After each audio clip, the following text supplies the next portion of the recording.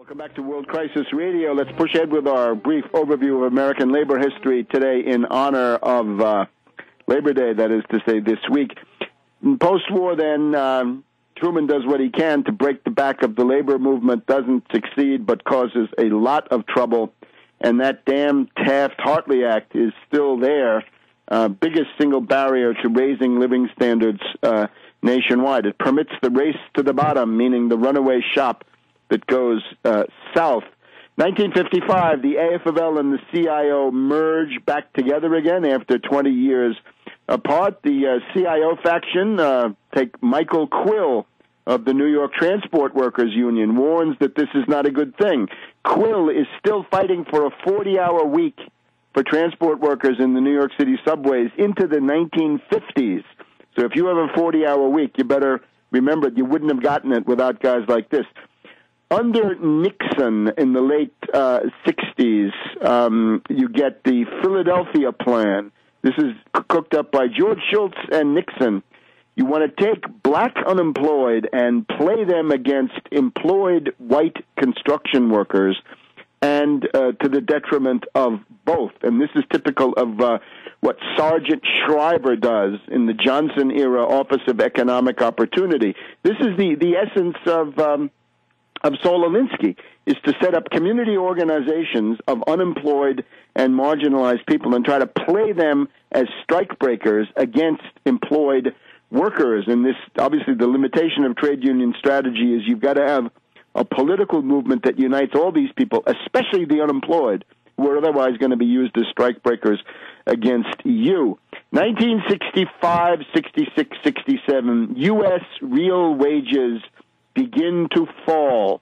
They begin to drop, and they're now down minus two-thirds. Check shadow government statistics, which confirm my own research in surviving the cataclysm. Another big defeat for labor, August 15th, 1971, the destruction of the Bretton Woods system by Nixon and Kissinger. But this is combined then with wage and price controls, meaning, in effect, wage controls, because the price control part of it was a joke.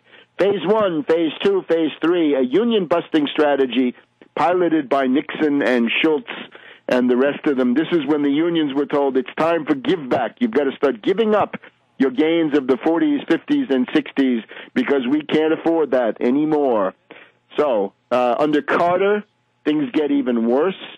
Carter and Mondale after him view labor as not a key part of the Democratic Party, but just another special interest group, another pressure group. For this, that the head of the machinists in those days, William Wimpesinger, when Carter leaves office, he says if you want to look for an appropriate monument to Carter, make it a bottomless pit, because Carter put the U.S. society and labor in particular into a bottomless pit. And, of course, this has got to do with Volcker. Volcker and the Great U-turn, that the American tradition is a high-wage economy, and this begins to crumble under Carter with deindustrialization, right? The 22% prime rate of Volcker means that you can't export. Industrial exports essentially dry up and go away. United States Steel is allowed to blow up steel plants, the ones that Hitler and Stalin couldn't destroy, destroyed under Reagan and Carter with the ascent of Volcker. So the sweatshop, the runaway shop, free trade also, deregulation beginning under Carter, the deregulation of trucking and airlines with tremendous negative impact on working conditions. And then the critical moment, where does we have after August 15th, 1971, we've got a retreat, and it becomes a rout in 1981 with reactionary Ron Reagan busting the Professional Air Traffic Controllers Union. They went on strike, and Reagan fired them all. At that point, we should have had a general strike of the entire labor movement and its allies to stop reactionary Reagan in his filthy tracks. But no, we had Lane Kirkland as the head of the AFL-CIO, and nostalgic for the Confederate States of America, who went around boasting, I never walked a picket line. Democratic Party totally corrupt under Mondale and Tony Coelho. Coelho in the House, basically saying we don't need mass organizations. We can use money to buy TV just the way the Republicans do, and that's the key to the degeneration of the Democratic Party in particular. So Reagan busts Patco, 1981, and it's been downhill since then, and it went downhill all during the Reagan years. When Clinton comes along, would there be any improvement? No, because it's Clinton-Gore, and they're pushing NAFTA and GATT and WTO. They're pushing free trade, runaway shop agreements, and they're also promoting the influx of undocumented foreign workers who can be used to drive down wages. So the giant sucking sound predicted by Perot actually turns out to be true. Robert Reich, Secretary of Labor in those days, has no use for industrial workers. He believes that the future belongs to symbolic analysts. So under Clinton, globalization comes in and begins to destroy so much of the U.S. Under Bush, a terrible time for labor. I think the labor secretary is Elaine Chao. I think that's Phil Graham's wife, if I'm not mistaken. Union buster, anti-worker.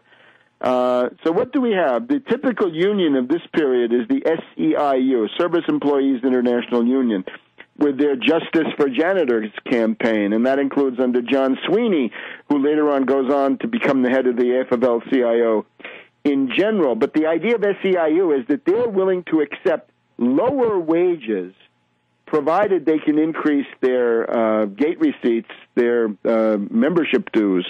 And that's Andy Stern, operating under fake left cover or even ultra-left cover, operating under left multicultural cover, pretending to care a lot about Hispanic workers, often playing Hispanic workers against black workers.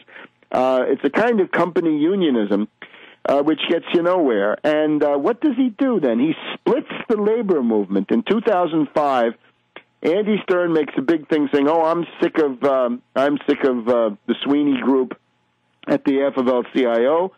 I want to have something called Unite to Win or Change to Win," different names it goes through.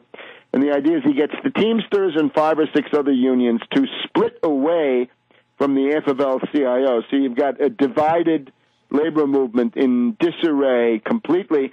Andy Stern's union gave $50 million to Obama and the Democrats in the last election cycle.